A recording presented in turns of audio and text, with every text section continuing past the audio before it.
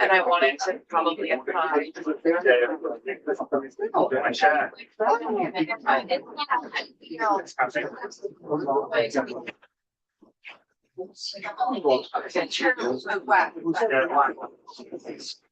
Okay, get started.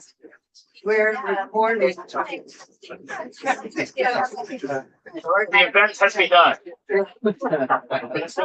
Okay, yeah, it's a chatty and engaged bunch, which, we should be enjoying each other's company. So welcome to the Center for Brazilian Studies book launch of Alex Umbra Flynn's new book, Pathways to Utopia. Let me tell you a little bit about our format. We're going to start off with Alex, then he'll give an exposition of his book, and then we have two commentators. Let me tell you first a little bit about Alex. As I was preparing my notes for this, I was going, boy, we just have all these titans running around the Brazil Center, and they just seem like regular people. We have no idea that they're, major novelists and winning prizes all over the place. So one of the things is, as I was going through this, I'd known that Alex had worked with the FST, but I hardly was familiar with the extensive bibliography as well as his extensive curatorial work with museums. Let me just tell you that he became an associate professor last year in world arts and culture and dance. So we should, practice our steps, when we're around.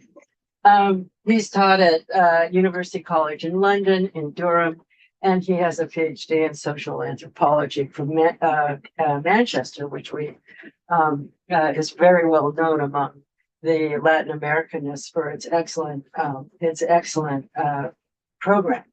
He has last year's the 2023 Latza Award for Best Book in Visual Culture on Taking Form and Making Worlds. And he's in general been working a lot on the concept of utopia. Now, I work also on the concept of utopia, but for Amazonia, he works for the importance of the utopian framing as a stimulus both to the making of worlds, the unmaking of worlds, and artistic expression. So his work is extremely creative and very interesting. And it also is important, too, that the MST, which has been, it seems like it just began yesterday, but apparently it's been around for something like 40 years, which just goes to show those decades whiz by.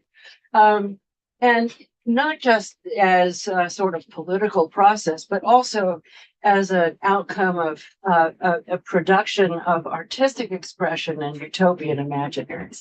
So it's very important when you start to think about alternatives, and I think now is a time when in history, when we are kind of craving and hungering for many more kinds of utopian forms of thinking rather than the dystopian realities that some of us feel like we're inhabiting. But one of the things that's very interesting about Alex's work is he focuses on the powers of artistic transformation as political, informational, and epistemic practice. So it's very, very interesting work, which we'll hear more about. As I mentioned, he has several books, but also as I also mentioned, he's a curator. And there's another rather interesting element of his career, which is not, just the MST, but also this whole thing about Cartonera Publishing, which is this it has its linkages, and many of you may be more familiar with the literature. Brazilianists here with the Literatura do Cordel, but it's popular and populist publishing where basically groups of people produce these hand-painted covers, carton, for books and short books and poetry that are used both as for pedagogy and for expression and for access into a kind of literary world. He's given talks all over the world and has multiple publications. If you want to know more about him, you can go and look on our website. And if you're see if he is on there. That's Alex. And who is going to comment on this work is Daniel M. Knight. We were informed that we had to use that M in the middle. He was joking. Who is a professor of philosophical anthropology at St. Andrews in Scotland, and he directs the Center for Cosmopolitan Studies. And I was going to make a bad joke about the drink cosmopolitan. I thought that. He works on anthropological engagements of various kinds. He's the co-editor of the History and Anthropology Journal and is working on a manuscript that involves the unprecedented in the context of what we're calling the global polycrisis. So the politics and climate and everything else. And then our own Zé Luis is here, Zé Luis Passos, who's a professor of Luso-Brazilian literatures and cultures here at UCLA. He was the inaugural director of the Center for Brazilian Studies. And so we owe him a lot for having been the midwife or the husband or whatever they're called to our program now. He's he's worked on Machado de Assis and others and Brazilian modernism, but he himself is a novelist. So he has been a finalist for the Sao Paulo Prize. He was the winner of the 2013 Portugal Telecom Literary Prize for Best Novel and Best Book of the Year, as well as stories published in Argentina, and also winner of the 2014 Brasilia Literary Prize for Best Novel. So as I say, we sort of walk around here amongst titans, even though they seem like our colleagues, you know, they don't seem like these nobles of so many and masters of so many disciplines and perspectives. So he's working on contemporary fiction, Machado de Assis, and travel in the 19th century. So anyway, thank you so much for coming and for listening in if you're not here. And I leave it now to Alex to tell you more about his project and his book, which he neglected to bring a copy of his book. I want to say.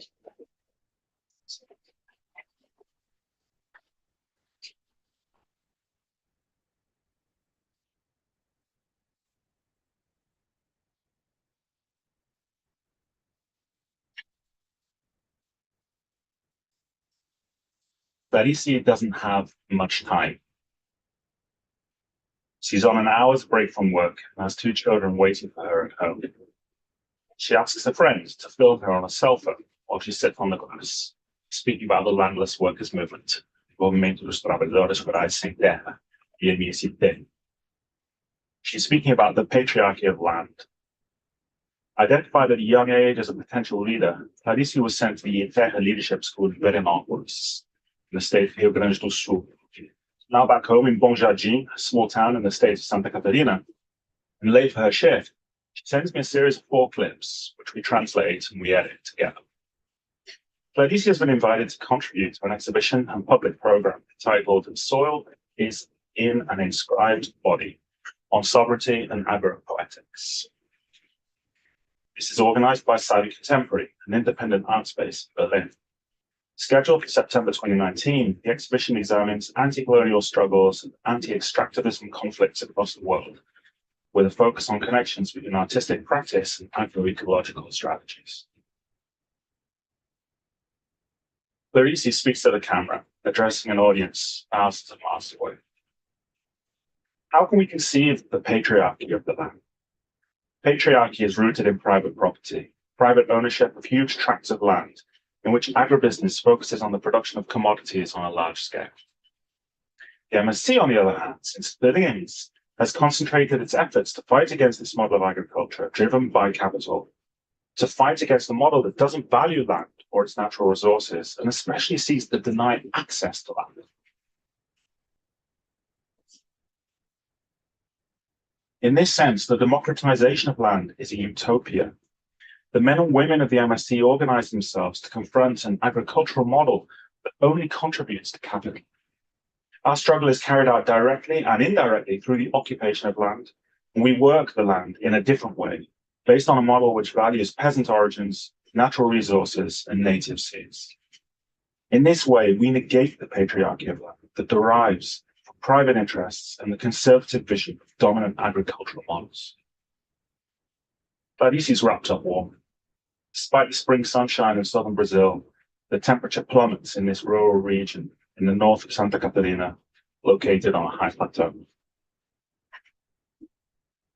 The camera moves, lingering on rolling hills dotted with distinctive araucaria trees. Force of Clarice's words remains.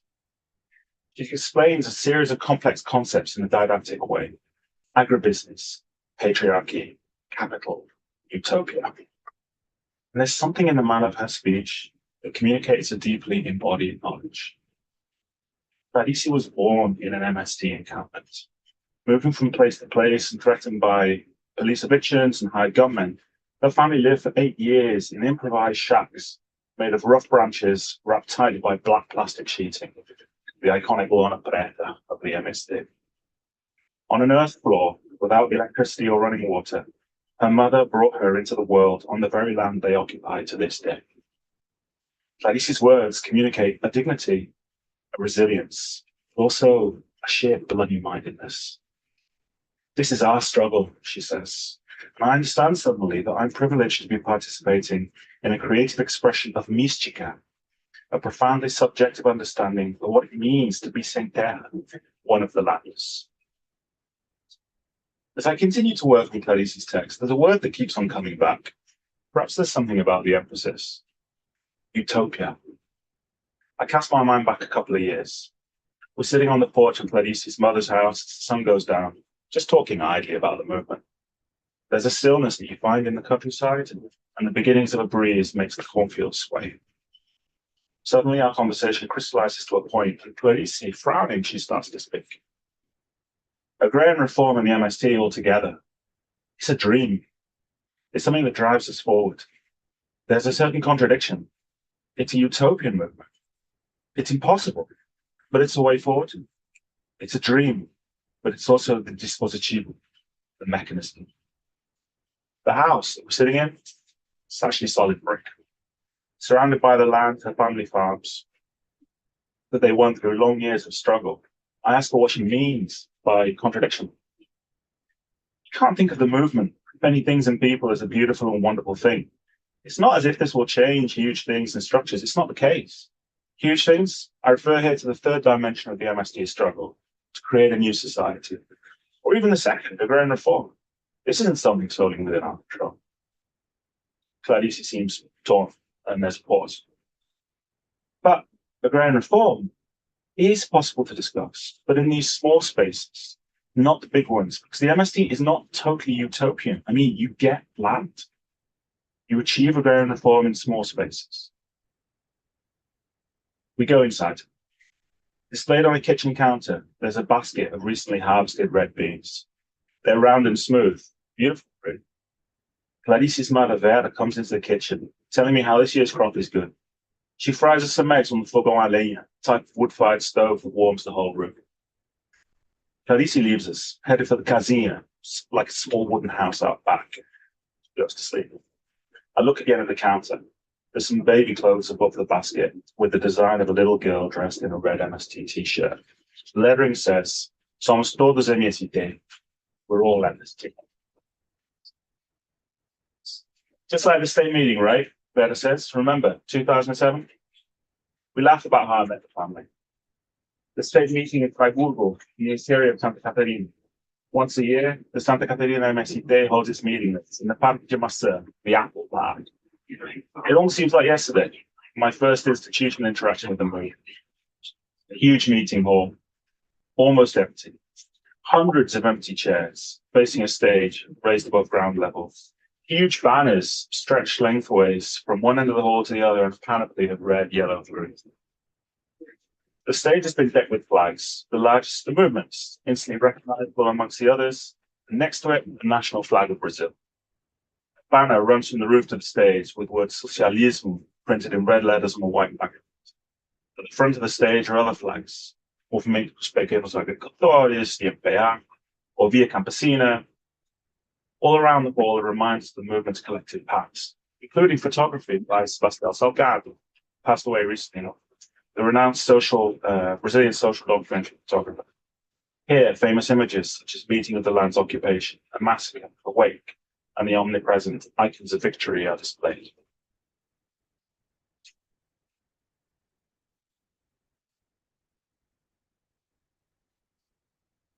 At some point, a couple of kids see me taking photos.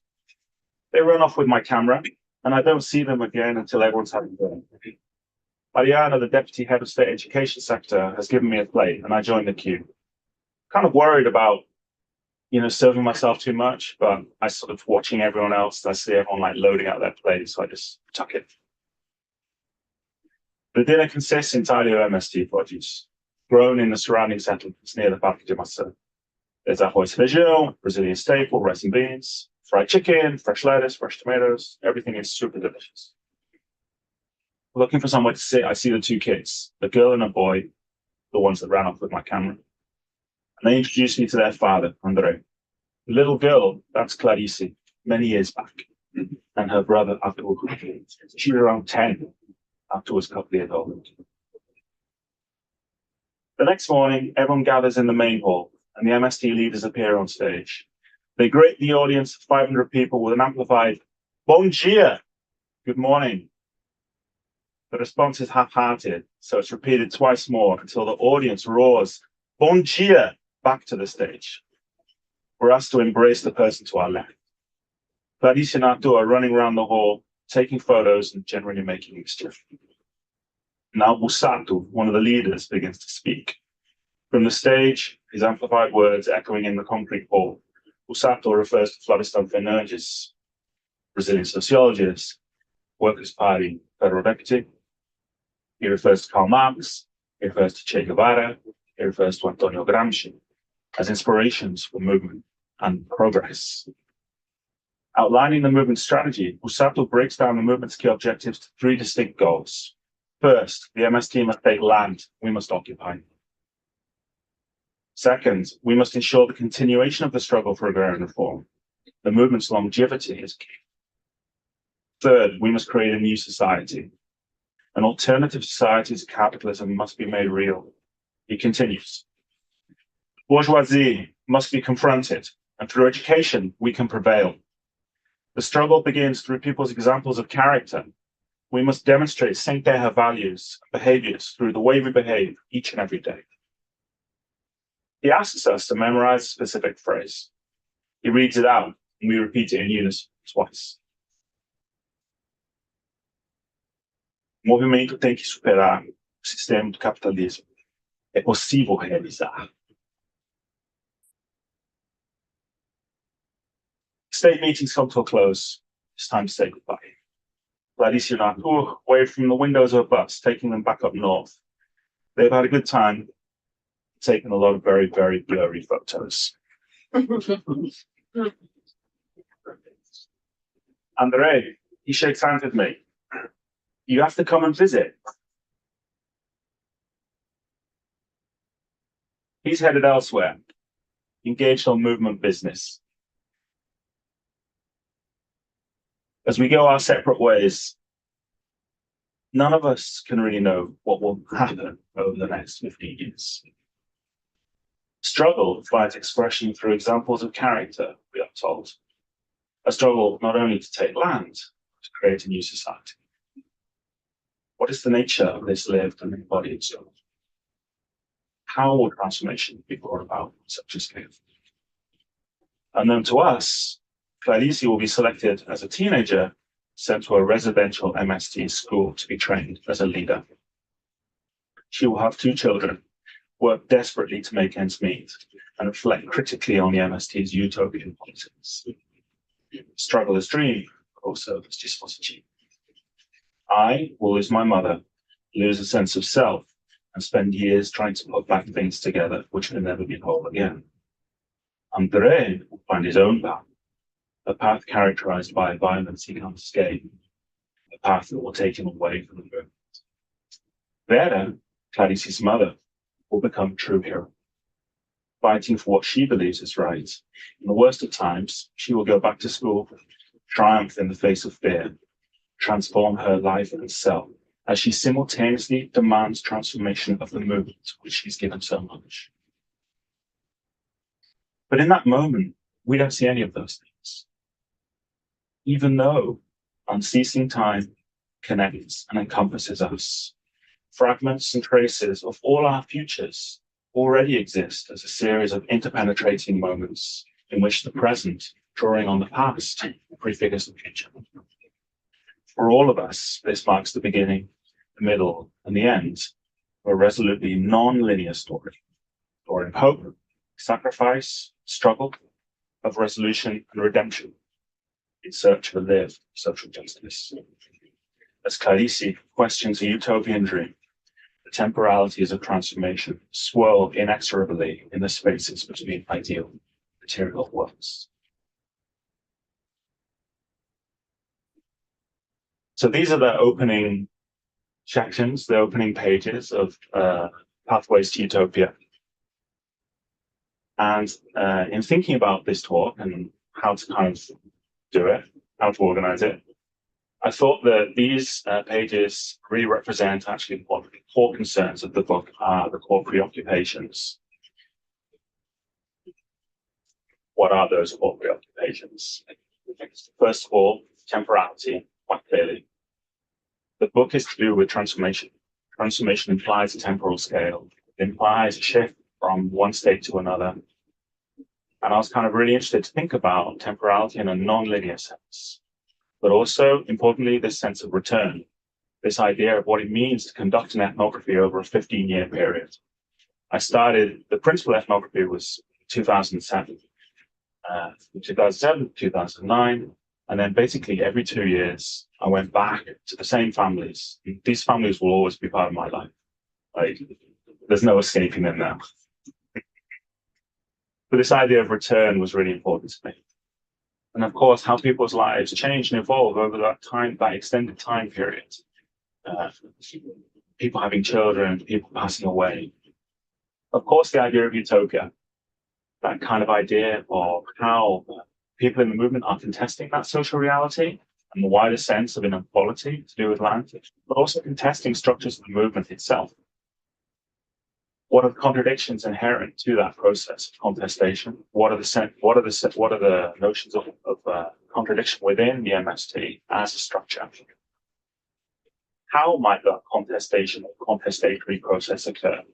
And of course, that leads me to this third point, the idea of embodied knowledge, and specifically the MST's artistic modality, artistic language, mystica, this embodied, performative, dramatic performance, which never has words, formed typically with music, comes from liberation theology, comes from the church.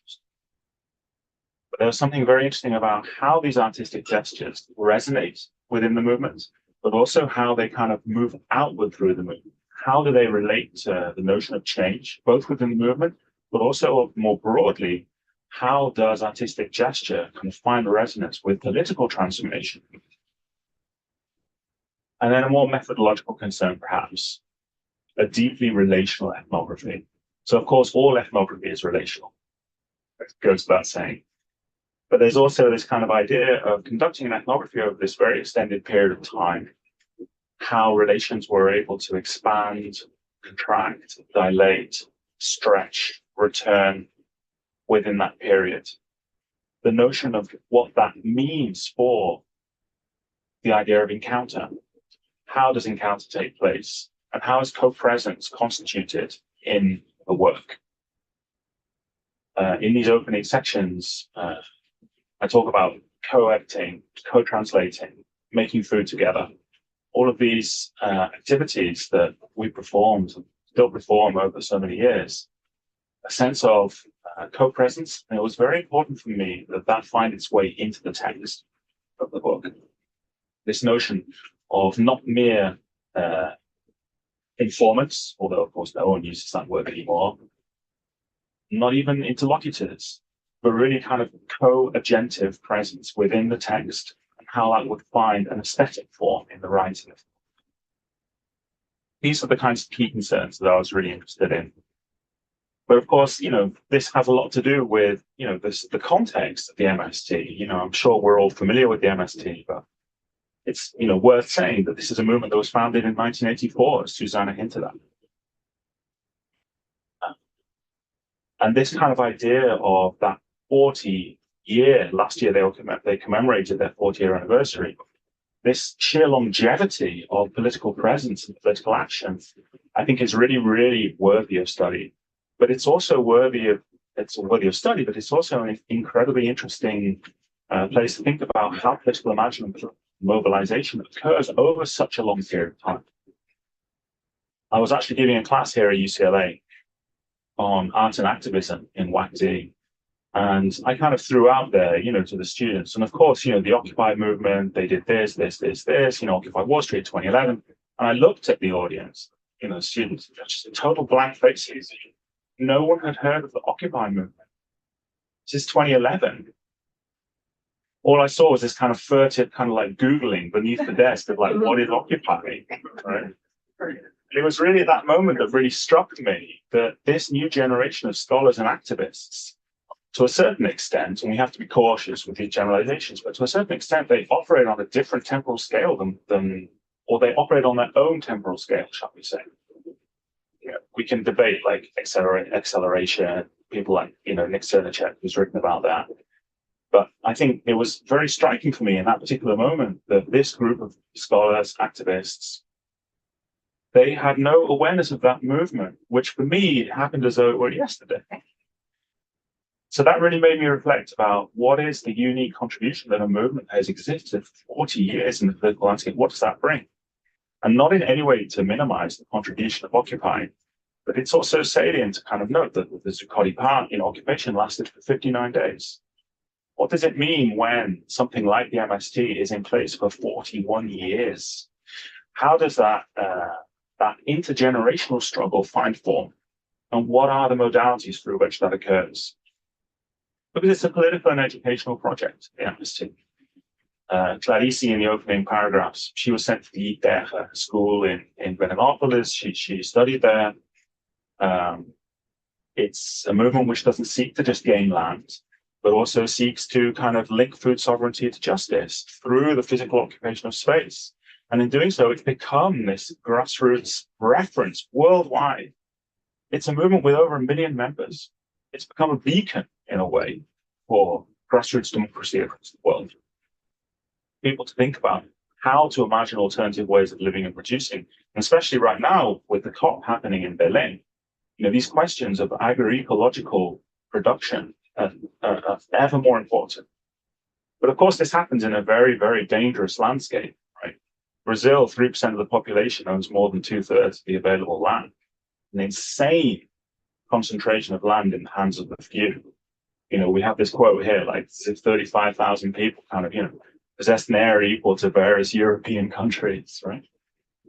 And one of Brazil's largest farms, the Nova Piratininga, is a third of 1 million acres. It's 20 times the size of Manhattan. It's sometimes difficult to gain the continental scale of Brazil. It's double the size of the largest farm here in the US. These are vast tracts of land. And in terms of money, there's a lot at stake. This is 2023 data, but the projected GDP, as it were, or how much money this sector will produce, was going to be 221 billion US dollars, right? Which is more than, these countries, Angola, Bahrain, Iceland, and so on combined. It's just to give you an idea of kind of what's at stake with the amount of the capital, right, that's at stake here.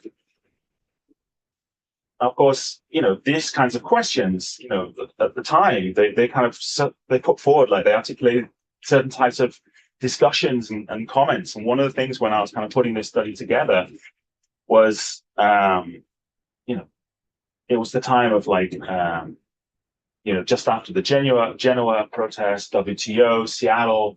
This was a time of huge social mobilization around the world. And so conversations that I was having about the project, as you do, like you're doing your PhD, you talk about what you're doing. So what's your PhD project? Tell me more about it. Oh, thank you. Great. Let's talk about it again. One of those questions was, well, what are the tactics of the environment?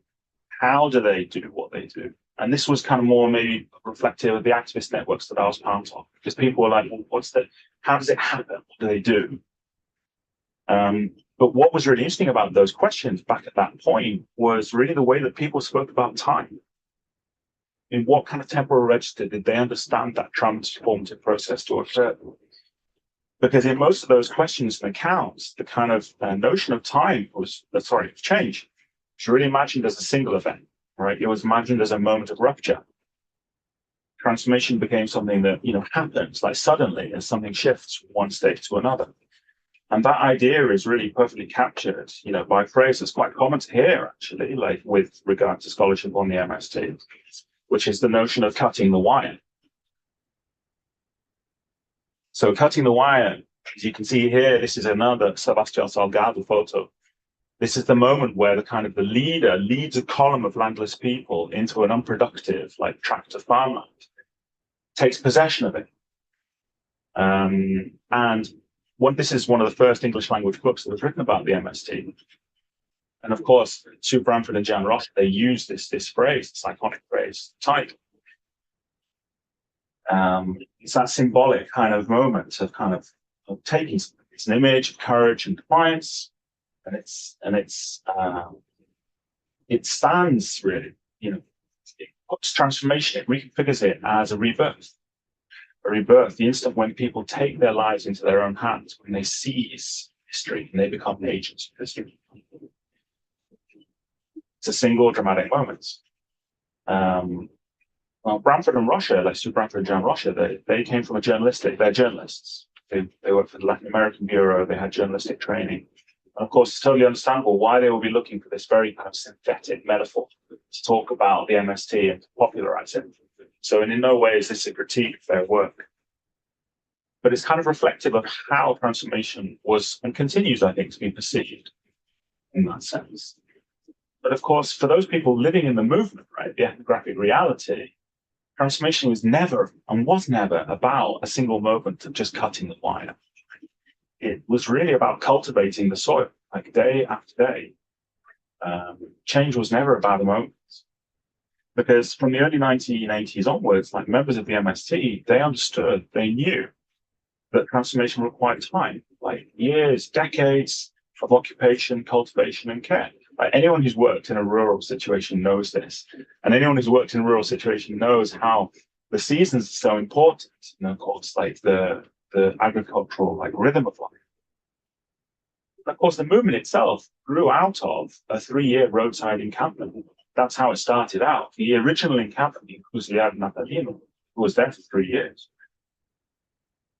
So it was something that was really going to take more than just kind of courage, right, to bring about change in the Brazilian countryside. It was something that was really going to require endurance. So to cut the wire might express the politics of protest in that sense. But to live the movement, for me, it's to really inhabit this durational politics, to plant, to harvest, to have a family, to grow old, and then to pass the land that you have farmed to your children. This durational sense. So transformation for me really unfolds in the turning of the seasons, in the repetition of daily labor, and in these long conversations, share the meals that bind people together. And that's the kind of transformation that the book talks about. It talks about it not as a spectacular act, but rather that kind of slow generative process of change over time. But importantly, how that change is sparked, or where does that kind of point of that shift, where does it come from? Where might it arise? So the question then really, I think for me and for Pathways to Utopia, the book, it's not really how movements achieve transformation, but rather in what temporal register transformation occurs and how we can understand that. So having kind of shared so many experiences over the years with members of the MST, in the book, I really argue that we should take our cue from MST members. their lived experience of striving for change, to rethink this temporality of transformation. Because so much attention has been devoted to the iconic and the spectacular with regards to protest, and with good reason. Right? But I do think that, and I argue that transformation should rather be understood as located within this duration moment. So transformation in this sense occurs from within the contradictory spaces, contradictory temporalities that characterize the life lived as struggle. It's sparked by creative gestures that subvert established norms and reorder social relations, both within, but also beyond networks of agents seeking for change. Some of the world's largest social movements are driven by utopian politics, which articulates vision of change like premised upon linearity. By focusing on how people make and negotiate this ongoing commitment to social justice, the book really tries to detail how a durational activism is characterized by what I term counter-utopian politics. These are powerful forces, right, that sit in tension with existing movement structures. And it's that very tension, right, between the utopian and the counter-utopian, which I really kind of believe is generative and predictive, which impels movements in new and unexpected directions. So this kind of realization, I think it really points to questions of scale and fundamentally how we understand transformation to take place. Because if we understand activism not as like a one-off intervention, but instead as a longitudinal lived experience that is constituted by subjective expression, then I think that the smallest of community actions can really shape the largest of social movements, and by extension, rework the forms through which such movements seek to change the world. But I think it would also be mistaken to identify counter-utopian practices as the actions of individuals, right? Or that to pay attention to the counter-utopian is to somehow construe like an individualization of the struggle.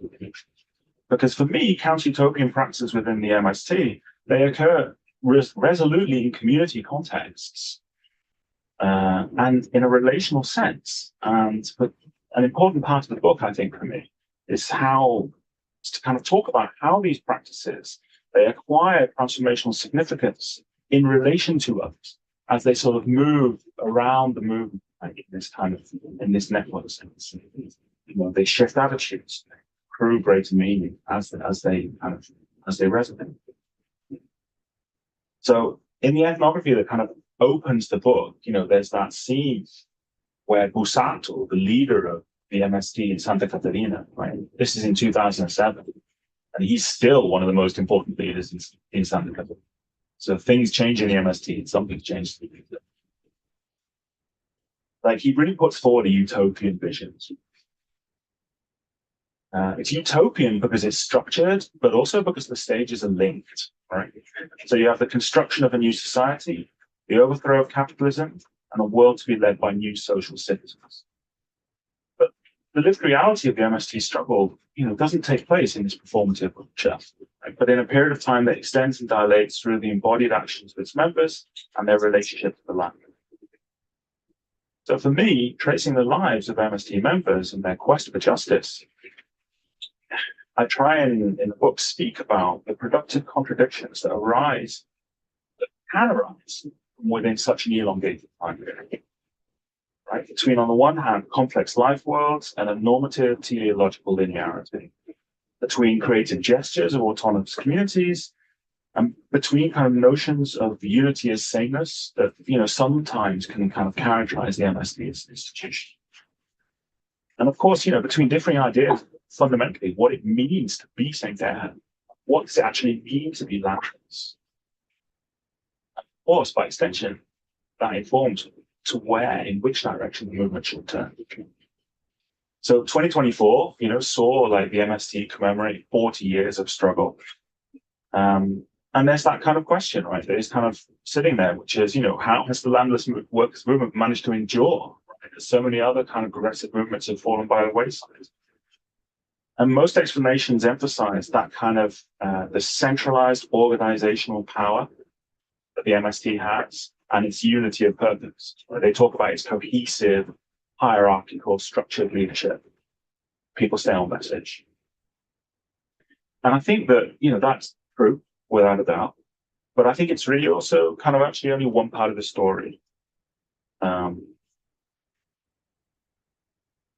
because it was really important for me to show in the book how the MST's resilience is also premised on the notion of forces that act upon one another, forces which generate this elasticity and this tensile strength that actually, for me, really ensures the movement's continuing relevance and actually really underlines its existence. So normalized utopian values in this schematic that I draw are contested by a minoritarian community-based positionality. And that friction is a productive friction. Because without the movement's framework, settlements would almost certainly fold. You know, we're talking about a movement which exists across the scale of Brazil is huge. But at the same time, without the pushback of emergent counter-utopian politics that transform the movement from within, the MST would stagnate and become irrelevant. So for me, that's a notion I keep coming back to. The MST has successfully inhabited the eras of the 20th century utopian politics, but also this 21st century political horizon, which is more characterized by the prefigurative and the horizontal. And I think that's because it offers a really tangible example of how activism is not a momentary act, but really this ongoing relational practice, one where even the smallest community actions reverberate and reshape those structures through which people seek to change the world. Thank you very much. I'm glad to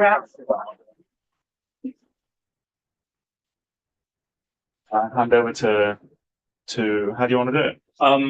Which commentator is going first? Maybe like Daniel could go first. I think that was Sure. You're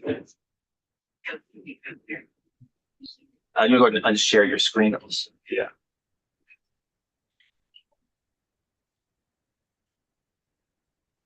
Oh, suddenly I've appeared to myself in big form. Thank you so much for inviting me to this session, Alex, and for being part of this book launch. It's wonderful to be with you in Los Angeles, and I welcome you all to Scotland, where it's very dark, very cold, and we're all full of winter viruses. So it's lovely to escape just in this sort of virtual way to somewhere which I assume is sunnier, warmer, and brighter in every single way, apart from perhaps politics. I do.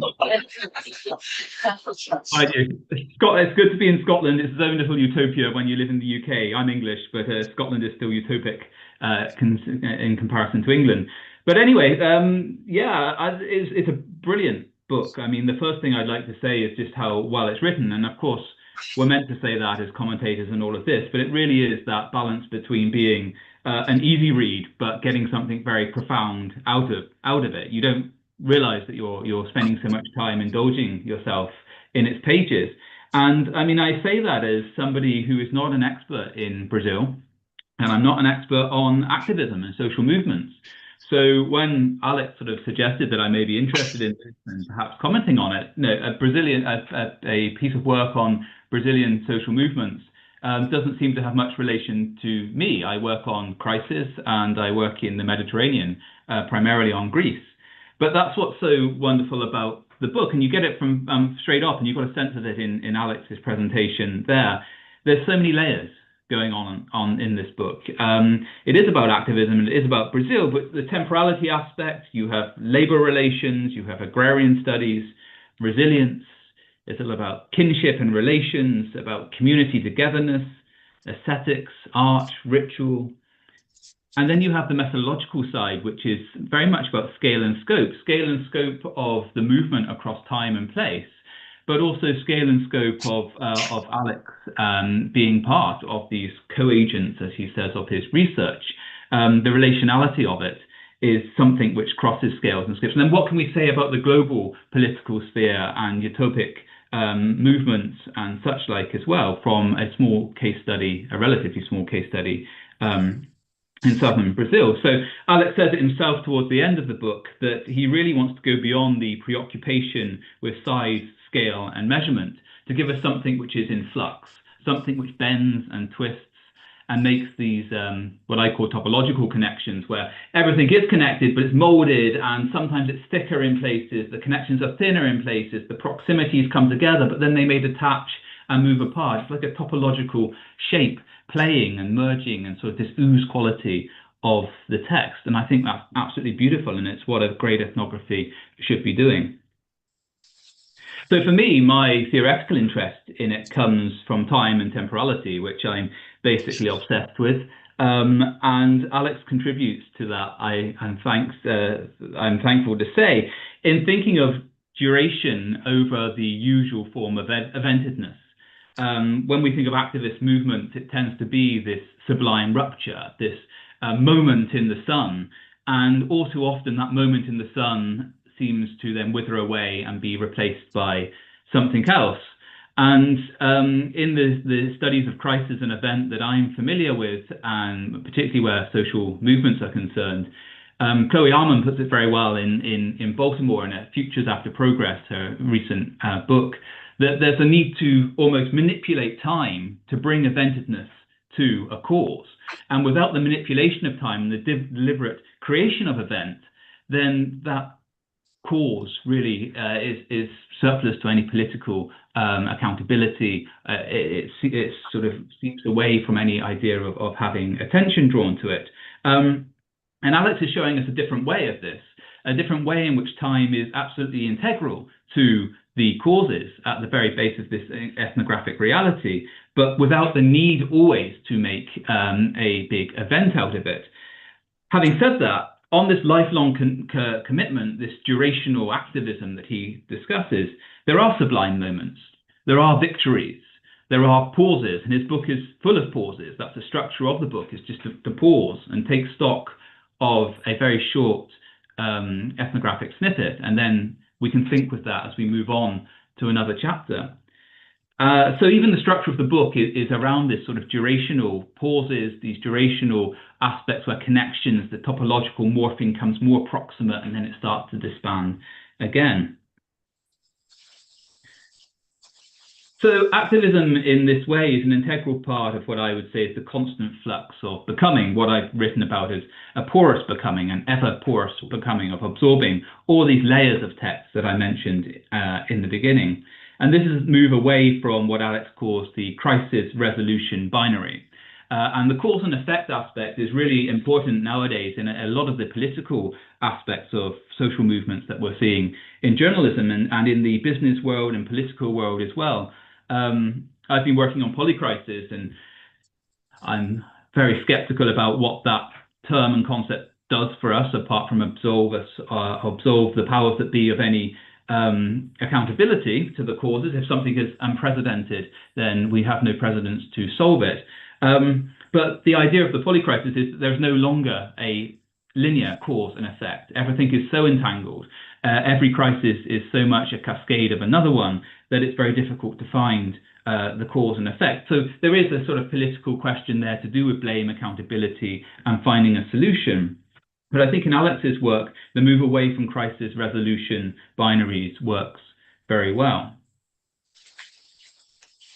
So within this movement, we have temporalities going on of temporalities of organization and organizations, so the organization of organizations, the temporalities of change, victories, setbacks, delays, perseverance, all these key orientations that I would call orientations to the future. And the temporality of individual lives, the temporality of researchers, the temporality of this sort of more bigger 40-year duration of what's become a behemoth movement in many ways. Alex also then offers a critique of utopia and what we mean by utopia. So in a lot of the writings on utopia, the classic works of Williams and of Bloch and such like, this utopia is a singular, static telos, a place where we're all going to get to. What happens when we get to the utopia, we don't know. That is a space, a sacred space in and of itself. Here in Scotland, the Scottish National Party fighting for independence, the activists who are working with the Scottish National Party on the idea of Scottish independence, see the first day after Scotland becomes independent as the utopia. What happens then? There is no plan, there is no knowledge, because that is the ultimate. We cannot speculate on what that is, because without a decoupling of Scottish politics from Westminster, it's impossible to imagine anything beyond this singular static utopia that is freedom. So Alex distorts this idea of a singular static teleology of what he calls a distant horizon that has to be aimed at, to talk about utopia as a process of complex intertwining pathways. These utopias can be individual, singular, based on the person. They can be on a communal level, or they can be more of these big, brighter suns that we're all aiming towards. And this got me thinking, so Alex thinks alongside Henri Bergson, and you can see this sort of love affair with Bergson developing as you go throughout the book. And I absolutely adore that. I have this terribly pompous title that I assigned myself of Professor of Philosophical Anthropology, which evidently doesn't exist, and that's why I chose the title, because it does exist. And Alex has this relationship with Bergson, which kind of just develops and bubbles away under the surface. And he's in conversation and back and forward and almost becomes contemporary with this great thinker. The thinker who's my muse is Michel Serres, the French philosopher of science. And it came to my head when I was reading about these different complex ways of forming utopias and how they burn together in their unique ways into a whole, which is a lot bigger. Thinking about an anecdote that Michel Serres gave us, he was reflecting on Jules Verne's Cavern of Stars. And Serres is saying, when you're in a cavern of stars, each one of those stars in their individual truth burns very, very brightly. And then each star makes up a constellation of stars. And together they're networked in a very Latourian sense that we're all familiar with. But in that network, that constellation, they create patterns. They still hold their own truths, but they burn brighter still. And then you have the universe, which is full of constellations, full of different truths, which are all burning their own truth, their own knowledge, their own utopia, if you like. But together, those smaller utopias, those different pathways, those different networks burn brighter together. Now, Serres' point here was, we live in a world where we're blinded by our own sun, by our own star. You step out into day and you cannot see those constellations. You cannot see those networks of knowledge and truth and utopias, because all you can see is the one sun in your face blinding you from all of that beauty. And Alex opens up those beauties in his book. He opens up the individual truths, which holds power for the individual who has got land, the family, the researcher who is witnessing this, the community. And in his driving along the Pacific coast, in his driving to the north, you're following those networks of truths, knowledges, utopias that are somehow networked together and telling us so much more than just those individual cases. And that gets away from this umbilical thinking of cause and effect, which again is a Bergsonian and Serretian notion. He brings to the fore a methodology of scale and scope, which I think we would do well to adopt across the humanities, not just in anthropology, of trying to move from the immediate and the smaller scale aims and goals and teleologies to what he calls the huge things, like social change, a new society. And I try to think of that through starting with big questions of what I call the philosophy of humanity. What is it about the human condition today that we want to make a commentary on, or what do we want to get at? Then look through the ethnography, the fine-grained detail, all the sort of comparative literature aspects, the popular culture, and then build it back up to a bigger philosophy of humanity. And in a way, the people who Alex is working with are doing that by themselves as well, looking at these huge things of societal change, the middle grounds of agrarian reform, the immediate aims of taking more land, and the familial belonging to the land, which is part of something much bigger. And he does this across scales and scopes of all these different domains that I said at the beginning, which are so much more than just activism. And I think from my limited experience of the literature on activism, it's unusual to try to look at all these different aspects together, all these different scales together, all these different teleologies together, because if you think of the Occupy movement, and funnily enough, working in Greece, Alex mentioned that students nowadays have forgotten about the Occupy movement. In my contemporary issues in social and cultural anthropology, I was discussing the global economic crisis, 2008-9, which my research came out of, and yeah, no, did that happen? According to my 18 to 20-year-old, what the hell was that? So the Occupy movement, yeah, it is this sublime moment, but it is a moment where we're going to change the whole of society. Capitalism has to be torn up, all the welfare rules, all the political rules, all the ways of making decisions. We've got to start at a blank canvas. Or you have the sort of boxes of activist scholarship, people like Angelique Halgerud comes to mind, the former editor of American Ethnologist, working on the billionaires movement, who were very much about working within the system. What can we change within the political system for a slightly better welfare society, for a slightly better healthcare, for slightly better this, that, and the other, but playing within the game of capitalist politics. And Alex embraces these contradictions. He embraces the fact that within these confusions and contradictions, there are multiple different pathways you can take towards utopia, multiple different victories that you can get, both within the system, while still aiming for something bigger and something more. And say my reading of social movement literature is limited, but from what I've come across, these polemics are being broken down in Alex's work. So finally, I just wanted to make a comment on the very personal story that I see bubbling away in Alex's book as well. It's a personal story of struggle, of reconfigured futures, and of new relations. And I think that's a comment, if you don't mind me saying, on Alex as much as the interlocutors. And I find that really honest and beautiful. And I say that because Alex and I met probably 15 years ago on the straight out of PhD job market, going for the same jobs, me, him, my wife, a couple of others, and our lives have bifurcated. They've gone off in different directions. We've had our different struggles. We've moved to different continents. We've reconfigured our futures over more times than we can imagine, formed new relations, but there's still an enduring relation, which when something like this comes together, it's another moment. It's another sublime aspect. It's another event within this duration of a relationship. Alex actually read one of the quotes that I was going to say there, so I'm going to skip that one.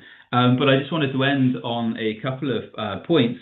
First of all, the underlying aspect of the book which struck home to me was the idea of transformation through confusion and contradiction, and embracing confusion and contradiction rather than always trying to search for clarity in the ethnographic archive. And I think that this book does that while still giving a very clear point to why it's important to embrace confusion. And then the very last sentence I just want of his book says, "Nothing is foreclosed and nothing is predetermined as we walk our own pathways to utopia." And I think that's something we can all take away and live with, whether it's in the MST or in our own pathways to becoming. And thank you very much, Alex.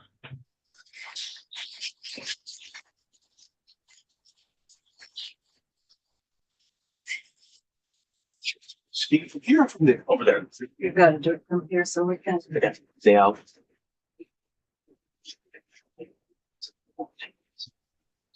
My reading like that. Oh, yeah.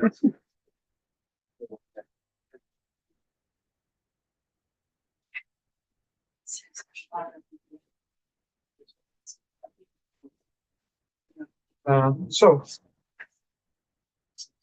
the reading this book was a very personal experience for me for many reasons that I don't have time to go through or over here. But before reading, I prepared two sets of texts. One, a more organized map of how a Brazilianist would read such a book, and it's a gorgeous book. It is, as I told him, a page turner. It is also a moving book, a very moving book and deeply personal for me, as I will point out. I also prepared remarks that are related to my personal engagement with the kind of journey that he went through. Journey of how, spending time with people and realizing the scale of their struggles changes one's methodology towards the group, towards approaching a foreign culture and others in general. And I think this has to do with how empathetic, how ethical, how kind and generous Alex has been towards trajectories of subjects, of people that at a certain moment in their lives, they go rogue. And then all of a sudden you have to account for that.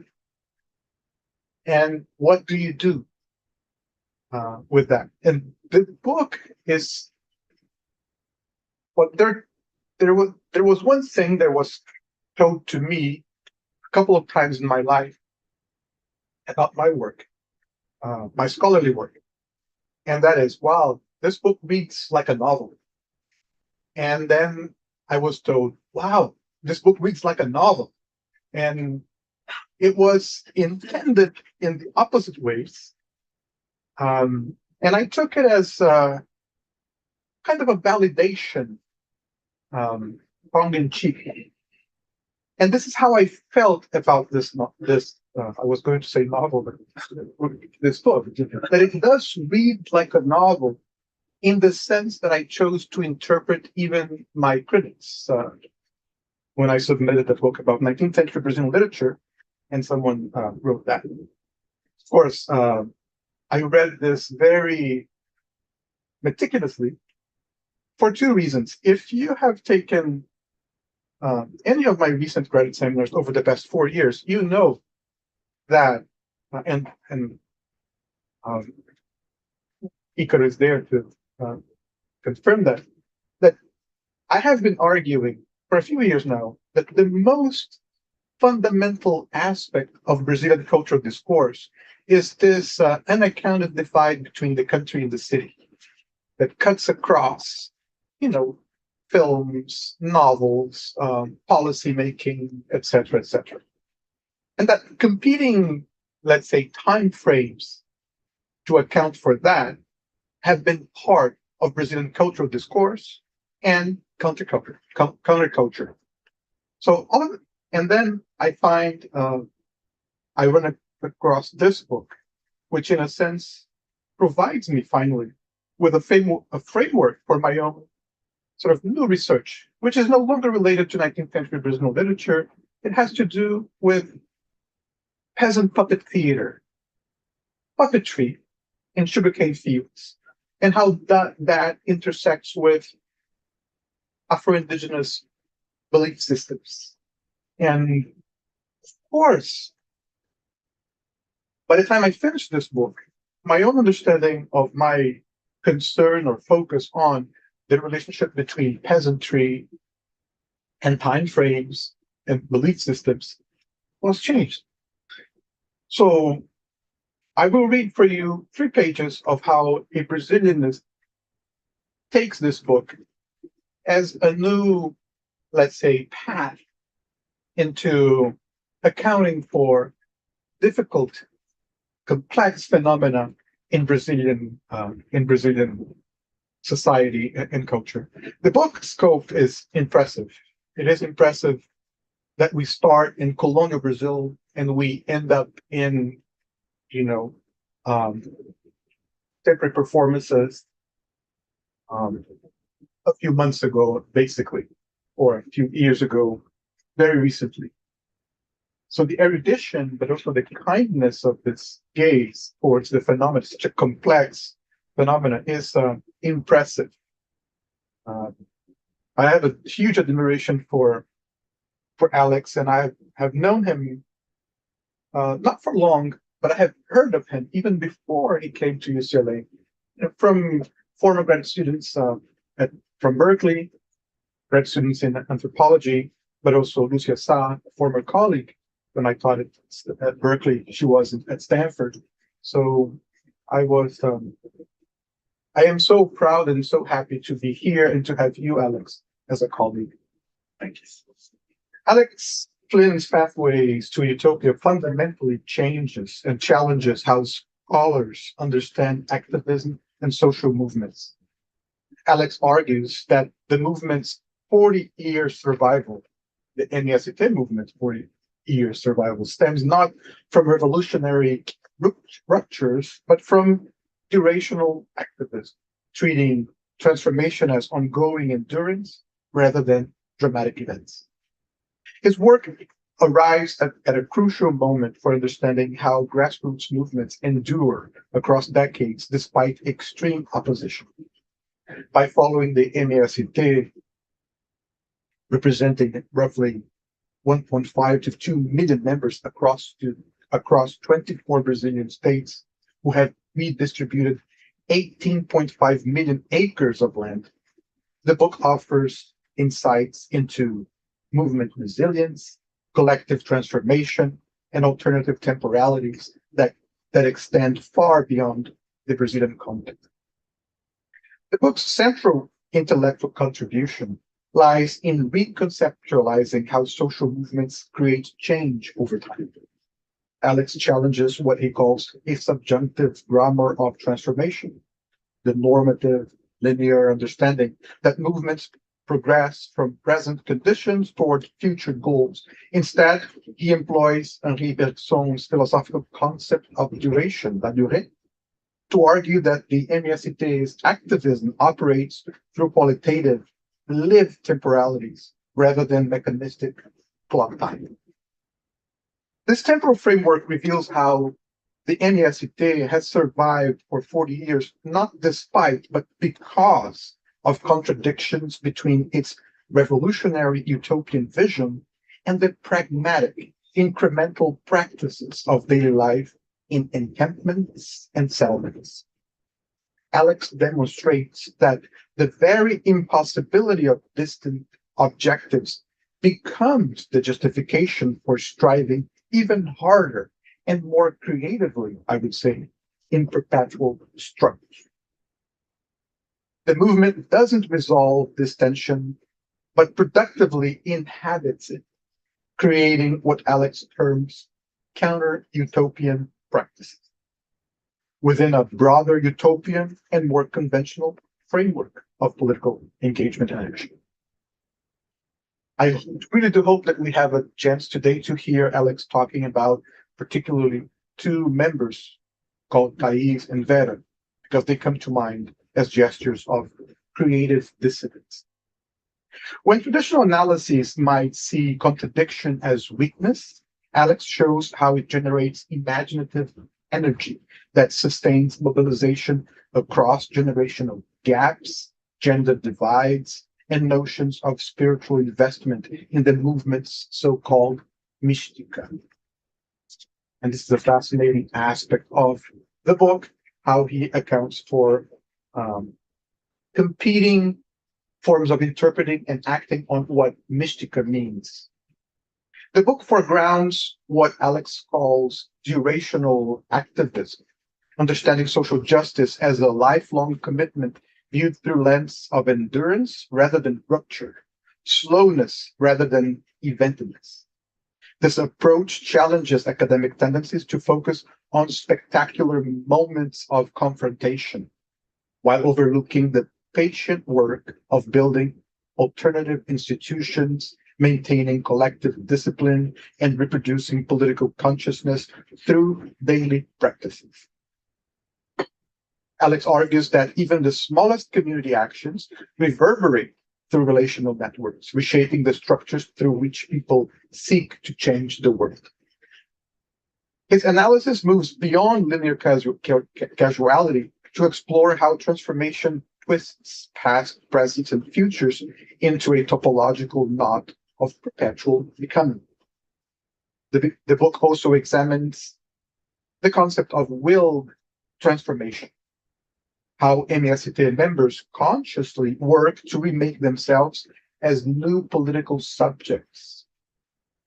Alex shows that programs of movement massification and maintaining a unified front become, I quote, the inevitable and necessary conditions to create a new society through both belonging and dissent.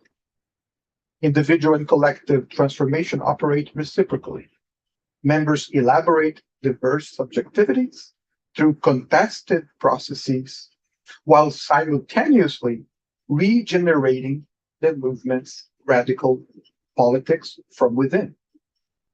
This attention to subjective dimensions of activism enriches structural analyses of social movements.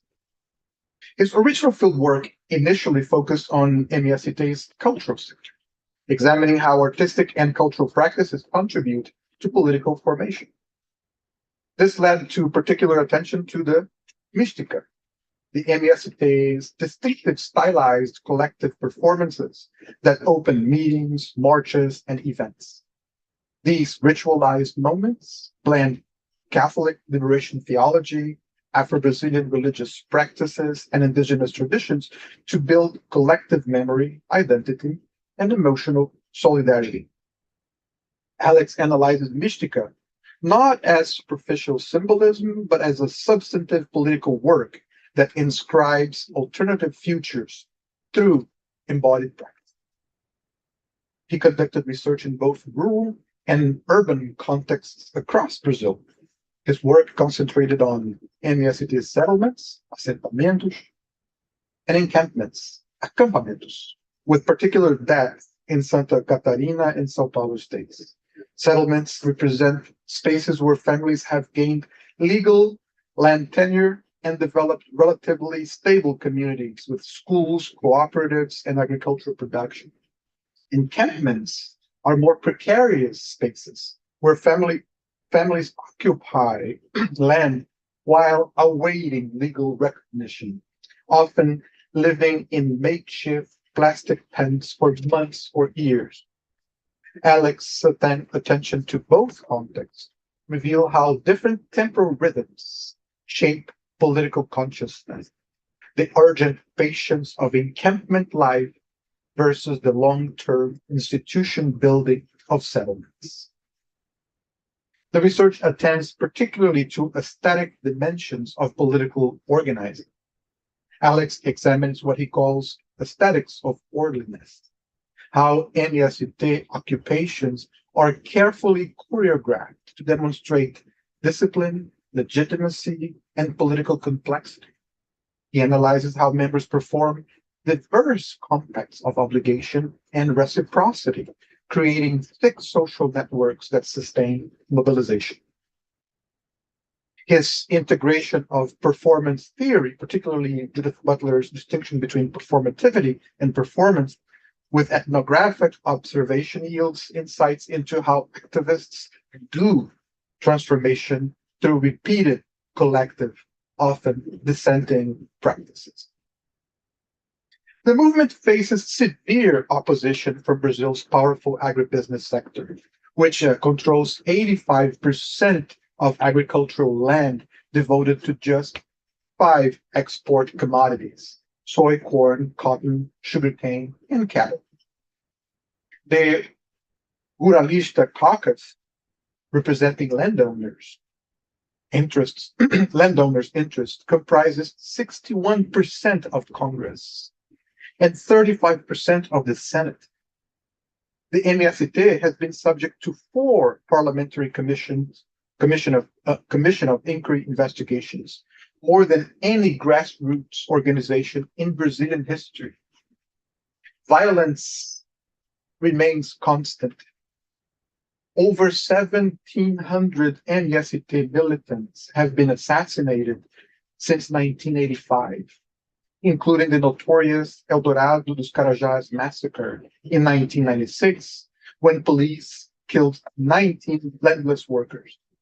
In 2022 alone, 47 murders linked to land conflicts occurred, and over 2,000 social conflicts in the countryside represented a 33% increase from previous years. So this is an ongoing issue, an urgent matter. Brazil's land inequality provides crucial context here.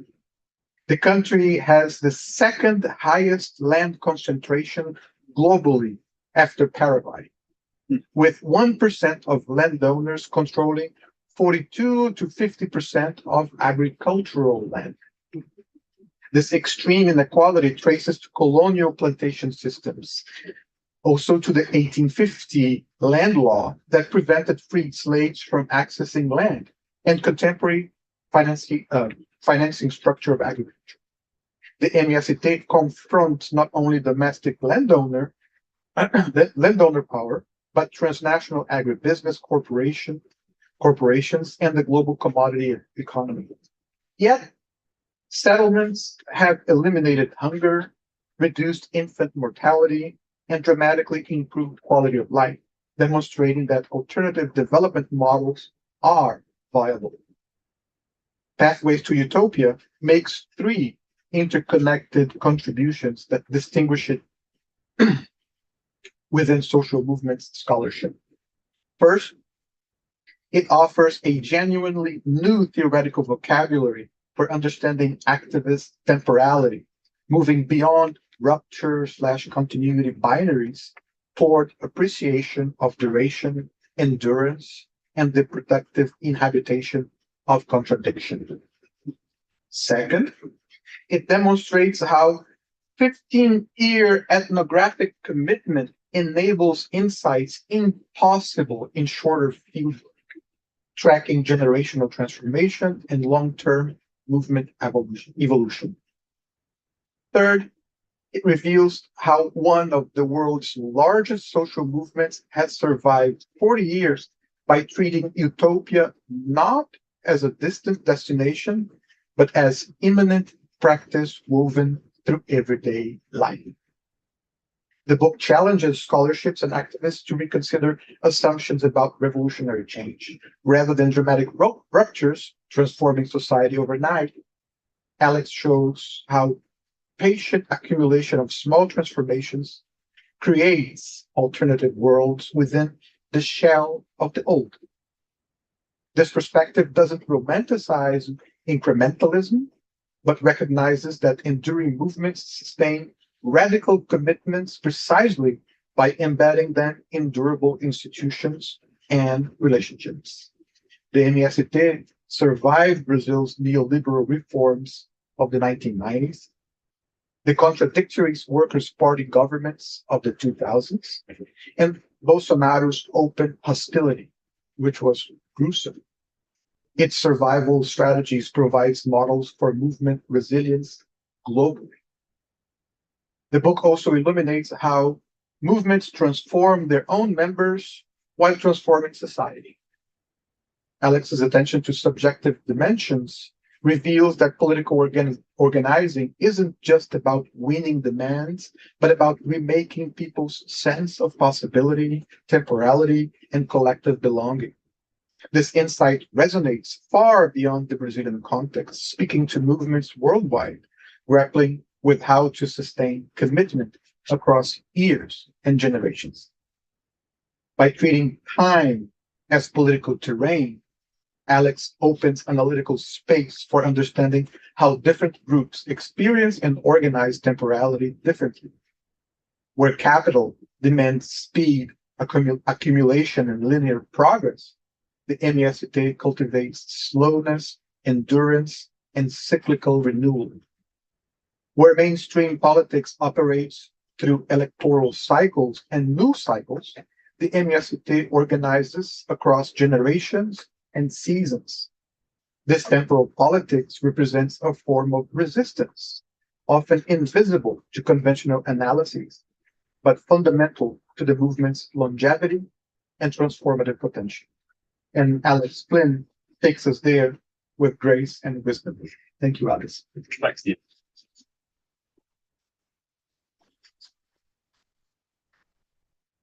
Thanks for the fabulous commentaries. Gosh, yeah. Wow. Oh, wow. I have like 5 pages. Can't even write fast enough. How about questions? Oh, Or do you want to? shall I go? Yeah. Do you want to respond to anything that our commentator said, or do you want to go straight to questions from the audience, or do both at the same time? I mean, I think just very briefly, because we've already been talking for such a long time, I just wanted to say thank you very much to Daniel and to Zig for these incredibly generous comments. I kind of feel really bad that I kind of wish that you guys could have written my book in a way. Like, I think you would have been able to write it so much better than I wrote it, you know? But it's such an act of like generosity to engage with my work in this way that I'm really very, very grateful to. So thank you. But I have many kind of things that I would like to say, but I also would prefer to kind of open it up to just the questions, and we can kind of explore those things as we go.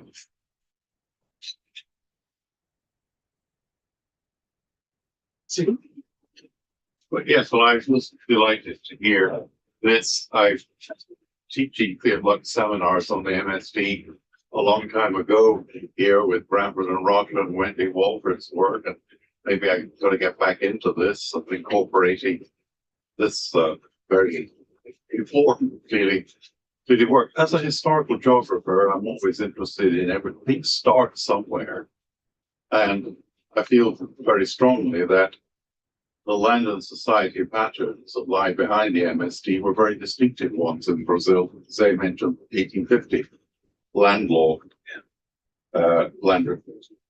That led to the occupation of much of southern Brazil by international colonization, largely from European roots. And it strikes me that that was never a sustainable model. The farms are not large enough, the family sizes were too great. Jean Roche, the French geographer who worked on Rio Grande do Sul in the 1950s, comments in his long book somewhere about the population movements, the migration movements through the interior of southern Brazil up into the center west is one of the largest population migration movements in world history, and it's received almost zero commentary in the 1950s. So I'm very interested in a whole range of utopias, including the MST, but it seems to me that the roots of this movement, now a very sophisticated one, and certainly not solely about people of European non-Occitanian descent. I'm going to this theme. There are two things, it seems to me. There's a sustainability of any system is ultimately important, and the MST comes out of issues of sustainability. But this wretched, dare I call it that, world-scale agribusiness, if you look at, who controls by family name of corporations, but the family names behind what are some of the very largest commercial farms on the globe. I'm struck again and again at how many Italian family names in Brazil come up in, say, Mato Grosso or German and so on. So this, to my way of thinking of a bifurcation that comes from sustainability issues, like the agribusiness comes out of the descendants, people who move through the interior of Brazil from, the kids. São Leopoldo, Brazil, first German colony in the south, is 200 years old now, but by the 1830s, 40s, people were really looking for land opportunity. What you're dealing with is something extremely important, something that covers the whole of Brazil today. But I imagine that the cultural roots of the expression of things you're writing about vary somewhat from, Jose was mentioning El Dorado Carajás is culturally a long, long way away from Veranópolis. Yeah, I mean, thank you for this comment. Like, I think there's something about the origins of the MST, it comes together really in 1978, 1979. It comes together in this roadside encampment, and it's kind of important to talk about that particular roadside encampment in this very particular part of Brazil, right, the south of Brazil, where, as Stephen said, there's this kind of, historic kind of like European and Japanese immigration into Brazil, which is in and of itself, and I'm sure you all are aware of this, no coincidence. This is a planned government, state-sanctioned immigration policy deliberately thought about in the decades following the land laws, and anticipating the end of slavery in Brazil, and thinking about it's a deliberately eugenicist policy. Think about the whitening of Brazil, and you've got like government-appointed scientists going to the Paris Congress on Race in 1910 and declaring that in 100 years, because of this European immigration, Brazil will be a white country. So it's a clearly eugenicist politics, where European immigrants are encouraged, and Japanese immigrants are encouraged to come to Brazil to work in these agricultural capacities. A lot of those immigrants end up in the three southern states, Paraná, Santa Catarina, and Rio Grande do Sul.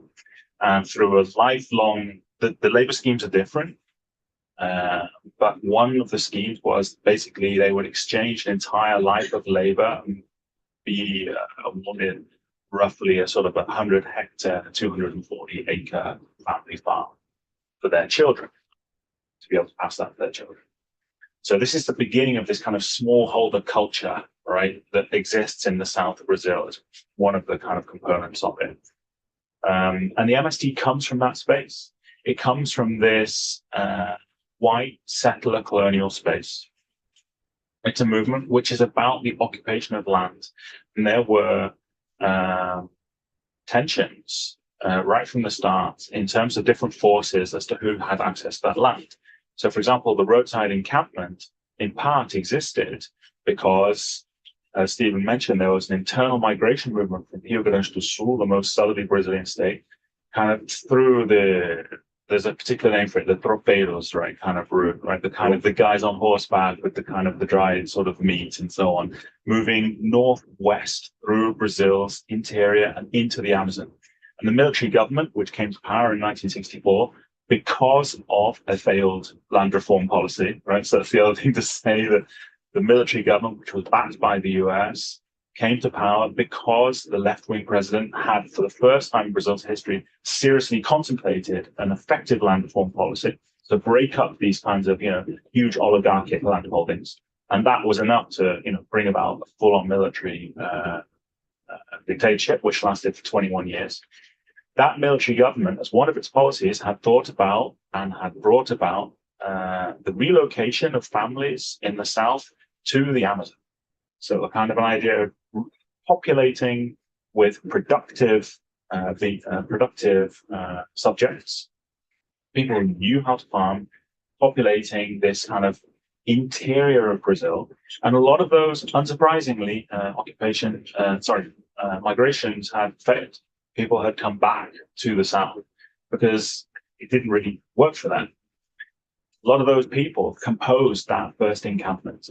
So I think that those kind of broader forces that you talk about have absolutely shaped the MST. The MST wouldn't exist in the form that exists now were it not. This really complex history of how land has been denied, that access to land has been denied in a variety of different ways. And I try and run through that really long and complex history, because I haven't even talked about colonial history, obviously, in one of the chapters in the book, the first chapter. And I kind of try and put it all there to give people this understanding that this land reform question is not new. And the MST's response, and its particularly utopian vision, is also a response to this governmental utopian vision. There's a series of competing utopias at stake. So, yeah. There's a related question from the Zoom audience. You want to ask yours? Yeah, I do, which is the Prestes colony and its utopian movement through the interior. And in a certain sense, it was not linked to the white settler colonial dynamic, but rather to indigenous and Afro-descendant marginality in the larger commentary here. So if you want to just make or if the other question feeds into the same dynamic, the one that you were going to mention. Yeah, the other question comes from our recent sociology PhD, Gabriel Sosodowski, who's now a postdoc at Georgetown. And he asks, thanks for the presentation and comments. As someone who hasn't read the book yet, I'd like to know more about how the idea of expanding frontiers and Amazonia figure in the different utopias you saw in the MST in Sao Paulo and Santa Catarina. The question comes from a historiography on peasants in Brazil who often attempted to escape private latifundium over the centuries, and from Inca policies over the last 50 years, which created most settlement projects and settled the greatest number of families in Amazonian regions without a strong MST presence, and in fact against much of MST official stances. So I think, in answer to both these questions, first of all, the MST has this kind of very, and I tried to put this in those opening paragraphs, has this very vivid aesthetic sense of self. So the iconographic photography of Sebastian Salgado is really important to the MST. And the MST has sort of a campus, right, sort of training campus in Sao Paulo State, which was more or less funded by Sebastian Salgado donating his photographs and the proceeds of his sales to the MST. So Sebastian Salgado was an incredible ally for the MST. And those images of the MST that Sebastian Salgado created, they're part of this very rich aesthetic heritage the MST is drawing on. What's also part of that sort of trajectory are figures like Zumbi dos Palamares, Quilombo leaders from the 17th century. And the MST is very common when you're at an MST meeting to hear and to see Zumbi invoked. So you have, like, for example, like Antonio Conselheiro from Canudos. You have various kind of folkloric Brazilian heroes who, along with Zumbi, who are mobilized and talked about and iconographized. And that's part of the MST's kind of aesthetic kind of trajectory in history. They fit themselves into those trajectories of struggle and resistance. They see Zumbi as for them. In terms of how the MST in Santa Catarina and Sao Paulo kind of expanded outwards, I think that's something really key. Like, and Zay mentioned this in your commentary, which is this idea of massification, like the massificação. And that massification isn't really a word in English, right? But I think we can kind of understand what it means. It's this kind of, the scaling up of the struggle, as it were. And the MST were really, really clear right from the very beginning in their early planning meetings that massification was the only way to go. It could not be a localized land reform struggle for those three southern states. Those three southern states, they get quite a bad rep in Brazil, those three southern states. Like, they're often thought of as kind of the white racist states, right? And people kind of like to cite like the percentage of people in those states that voted for Bolsonaro, for example, right? And the percentages aren't quite high. Santa Catarina had the highest kind of rate turnout for Bolsonaro, actually, and that's where I did my work. So there's a political context there. But aside from that, they were aware, like in these early planning meetings, like from the roadside encampment in 79, and then the first formal meeting in 1984, and then the first Congress, National Congress in 85, that couldn't just be this kind of regional struggle. They had to massify, scale, and kind of work with every state in Brazil. And they did that very deliberately. I explore that in the book, how they kind of sent out what they call militants, who are the kind of the most hardcore committed activists. They sent out activists who'd been trained, like in these sorts of southern contexts. Actually, a lot of them came from seminaries. Right? They were kind of priests in training, some of them. And they were sent across the country to train local activists in Bahia, in Pernambuco, in the Amazon. So this kind of sense of centralized, organized, hierarchized, and quite carefully constructed massification was always present. So I don't know if that kind of answers Gabriel's question, but I would say that expansion process was very, very deliberate, very, very carefully thought through. And that's kind of why, like, when you're in, of course, there are sort of regional differences. Of course, there are, because the soil conditions are different, right? If you're in Pernambuco or if you're in Santa Catarina, actually in different parts of Santa Catarina, the soil conditions are really different. There's a very local specificity to all encampments and settlements. But the kind of overarching structure and devices and apparatus that surrounds the MST, for example, the mystikas, the calls to order, the chants, the gestures by which you express solidarity, those are standardized. And they are standardized throughout this country of continental scale. So I think that expansion process is really carefully thought through and has been very successful.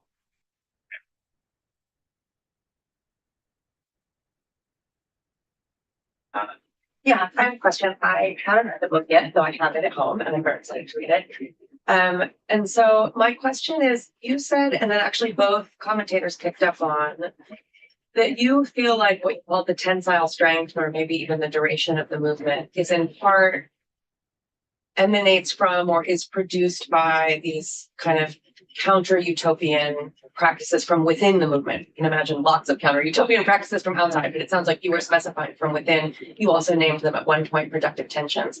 I apologize if I missed it in the talk.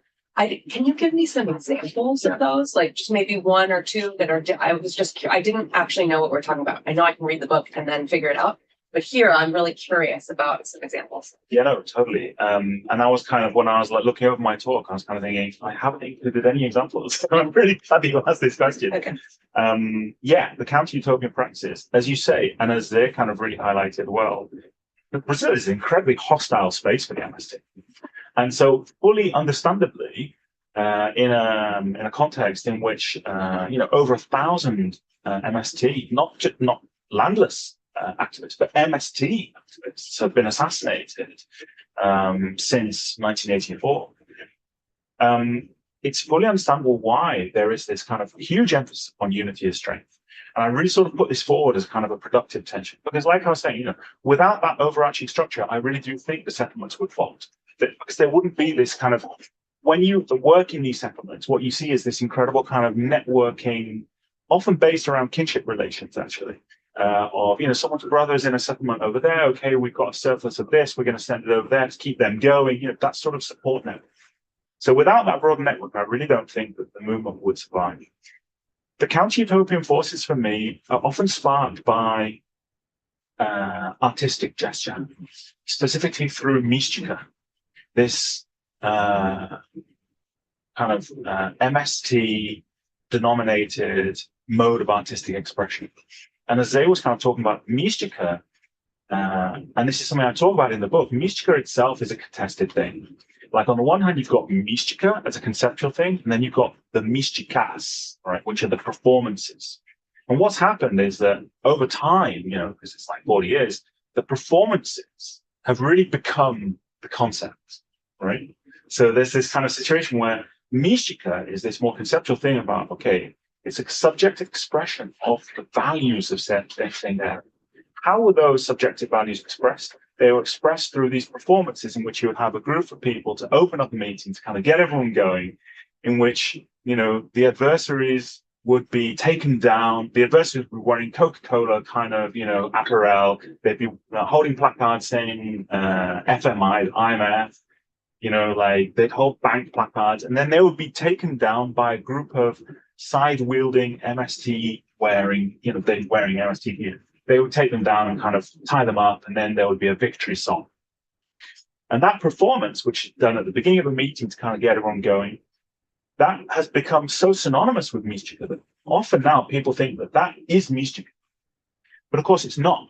Mystica is this greater conceptual subjective expression.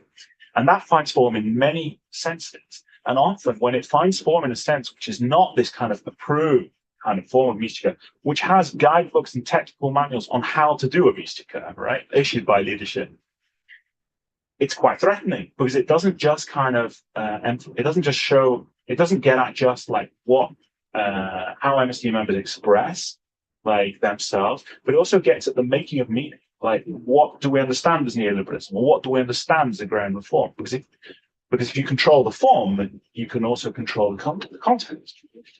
So one really radical example that I think I kind of point out in the book is a particular situation where a family had come to a settlement from a fully cooperativized settlement. Because not all MST settlements are cooperativized, but leadership prefer cooperativization for a bunch of different reasons. And a family had come to this settlement, and they'd worked in the co-op 3 or 4 years, but just kind of wasn't really working out. And they called a meeting, an assembly, and the leader of this cooperative unit of the settlement said, look, this guy's not working, he's not fulfilling his duties, we should kick him out. And that was very problematic, like, for the other families who were not part of the cooperative bit of the settlement. They were just like neighbors. Because they were like, well, we like this guy. He's a really nice human being. We're friends with him. We like his family. And he's a hard worker. But okay, maybe it's just not working out. But the leader of the co-op was insistent. He was like, no, this guy had to go. So basically, this guy was going to lose everything, his house, his family, everything. So what the families in the other part of the settlement decided to do was to occupy the cooperative's land and do a Cinque Terre occupation of one of these, one of the Cinque Terre members himself. And this was a really radical and frightening thing to do, because the guy arrived on a tractor wielding a machete, and acting, as all the other families kind of told me, just like a landowner, right? He had become that landowner. This gesture of occupying land, like using the movement toolkit to kind of articulate the struggle for one of their neighbors and to get him settled, right? To have him have his own plot of land. That was explained to me by the families as an act of Mishtika. An act of Mishtika because it brought together various temporalities into one moment. It was about the past, where that family had come from, and it was about the present, the working, what they're doing, and also where they were going. And so this is kind of one of these examples that I put forward. It's a Mishtika, right? But it's a counter-utopian practice that finds form in Mishtika, although it doesn't look like one of the MST's Mishtikas, right? Which is one of these more like regular performances. But it's Mishtika in the truest sense. People I was working with explained it to me, a subjective expression of the values of being landless. And they were successful. And what's interesting about it, I analyze it with performance theory, is that they did all the things that they knew how to do because they'd gone through land occupation before.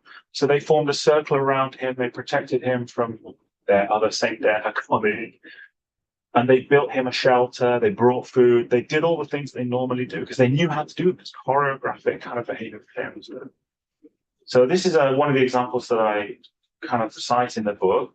And there's another one which you mentioned about Thais, right? Which is she gets called to a meeting. She's expected to do a regular Mishtika. She chooses to do a belly dance. The leaders say to her, "You can't do that. It's too sexualized." And she's like, "I don't care. I'm going to do it." And she performs in front of hundreds of people.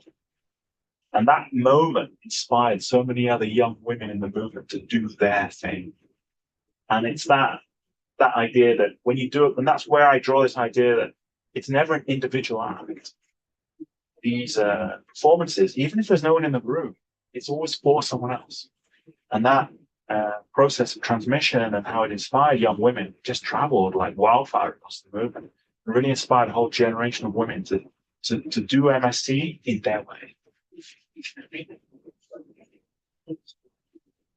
There's a comment from Gabrielle. Oh, yes, Gabriel.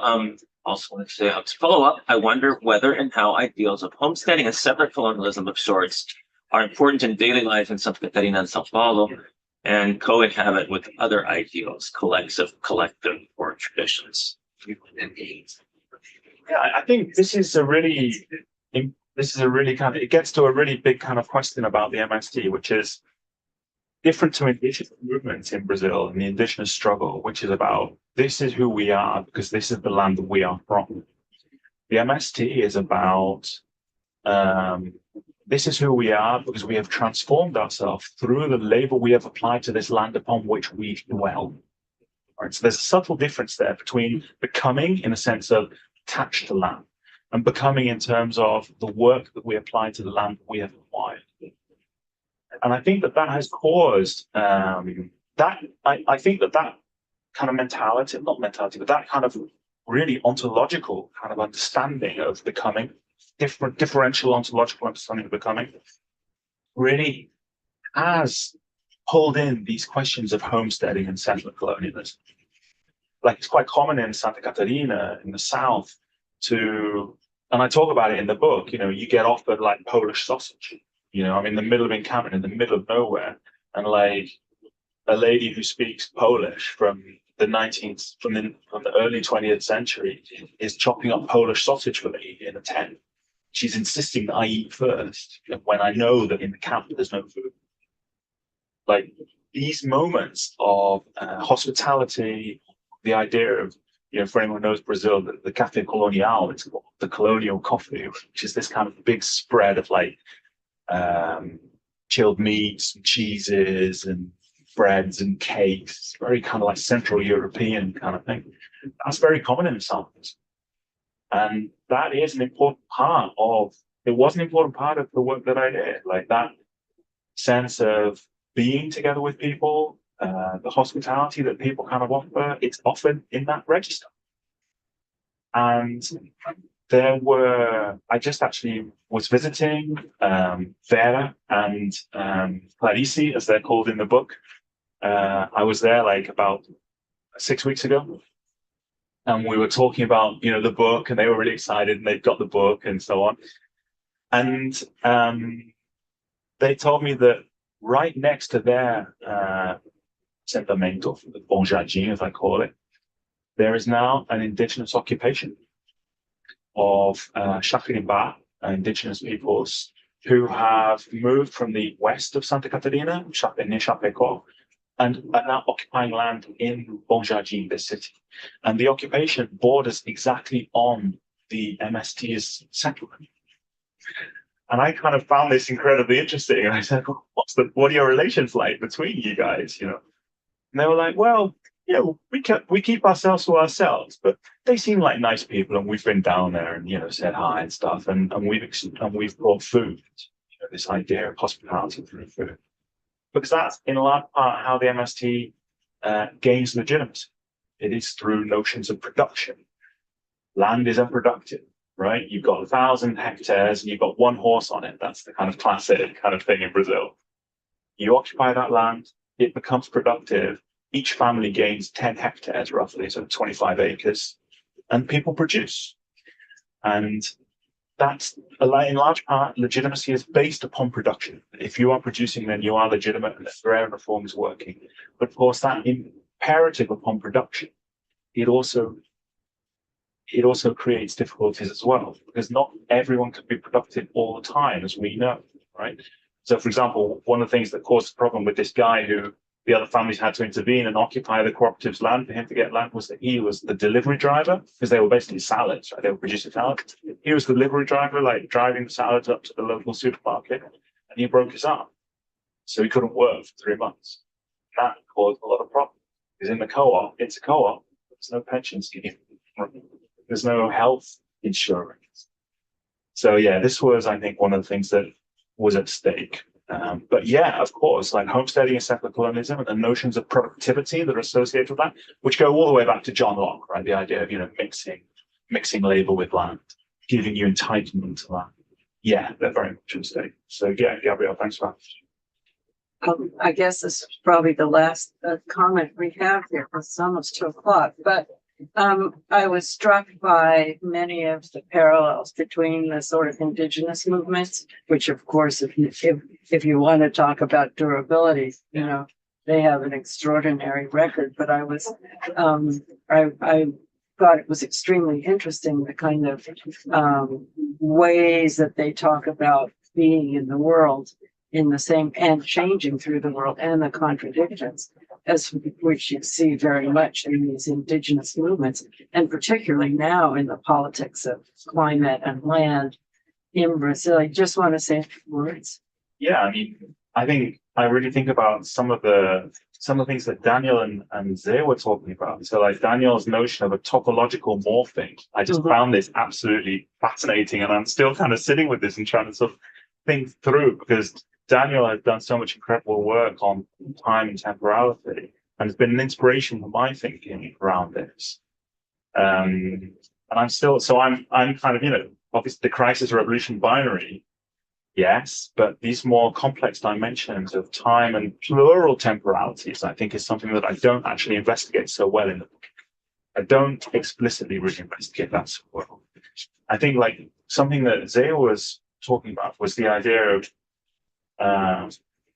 the kind of the mechanistic clock time, that is at play in the MST that is connected to productivity. And the MST brought in outside specialists to train peasants out of rural, mañana mentality, and that's literally what they called it. They call it siempre mañana, it's always tomorrow. We need to teach these people the importance of time. And there's this guy, Claudemir de Moraes, he actually says he's the expert they bring in. He says, we need to tell these people that, as the English say, time is money. So and that's one of the leaders being brought in. There's an assentamento, an encampment named after him now. But I think that, coming back to your question, Susanna, I think that sort of durability, it speaks to, I think for me with the MST, it has inhabited so many different spaces. It starts, it instilled the military dictatorship. And then the 90s, the neoliberal expansion. And then, as they was talking about, this kind of very ambiguous, PT government in which Katia Abreu, one of the biggest, agribusiness people, was in Lula's cabinet. And now, of course, then Bolsonaro, oh my God, such a nightmare. And the MST saw a 10% reduction of people in their encampments during the Bolsonaro government. Standard. Bolsonaro said, he's directly said, you guys out in the countryside, you can arm yourself with rifles against these trash, the MST. And he said it just straight up. So I think that the MST has worked to remain relevant and to remain effective. They're a very pragmatic movement. I think that one of the things they're doing is exactly what Zay kind of picked up on, and Daniel as well, with this idea of a sort of topological morphing, this transition from the rural to the urban. Even when I was doing my fieldwork in 2007, people were saying to me, MST leaders were saying to me, there's no more rural people to recruit. There's no more rural landless here. And they were recruiting young kids from the, in inverted commas, the favelas and urban peripheries. And their justification was, these guys' grandparents were farmers. So we're bringing them to the land. You can imagine that caused a lot of difficulty in the encampments because it's an entirely different ontology of production and day-to-day, getting by with cash in hand day-to-day, as opposed to rural where you've got 6 months of cash and then you have to last another 6 months, so on. But the MST is making that shift a little bit. And you see that in this Armazém Campo brand that they have established now. So they are now selling directly to consumers organic goods in Brazil. They started in 2016 with a store in Sao Paulo, which has all the MST produce in it. Now they have over 30 stores. It's a big expansion. And the guy who's heading up this program, he wants there to be over 1,000 stores in the future. So the MST for the first time has a presence in the city. Because of course, those stores, they're not just stores, they're also points of networking and encounter. There's radical book talks and kind of events and launches and parties, almost every day. What Brazil is, right? Almost every day there's something, in the Sao Paulo one, Armazém do Campo. So it's a lot more than just a store. And I see this kind of transition into the city as a new sort of front, a new, how do you say that? I don't know how to say that in English, but a new front of MST politics. This real fixed presence in the city, because for so long they were so resistant about that, because the city was the place of evils and this, that, the other. But there's a shift occurring, and I think that is down to this tensile strength, this articulation of grassroots communities. But it's not a smooth process. It's often quite a fraught negotiation, because of course it's a rural movement. But to what extent is it still a rural? Well,